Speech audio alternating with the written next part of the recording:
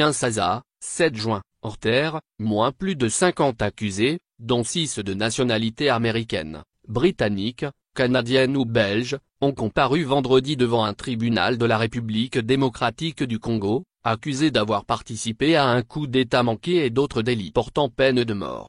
Des hommes armés ont occupé brièvement un bureau de la présidence dans la capitale Kinshasa le 19 mai avant que leur chef, l'homme politique congolais basé aux États-Unis, Christian Malanga, ne soit tué par les forces de sécurité. Parmi les accusés figure Marcel Malanga, le fils de 22 ans de Malanga, 2 autres citoyens américains et 3 autres titulaires de passeports étrangers. Tous ont des racines congolaises. La première journée du procès militaire s'est déroulée sous une tente dans la cour de la prison militaire de Ndolo, à la périphérie de Kinshasa. Les accusés sont arrivés vêtus de hauts bleus et jaunes délivrés par la prison et se sont alignés devant le juge. Tous les 53 font face à des accusations de possession illégale d'armes, d'association de malfaiteurs, de terrorisme et de tentative de déstabilisation des institutions de l'État et de atteinte à l'intégrité de l'État, dont certains risquent la peine de mort ou de longues peines de prison.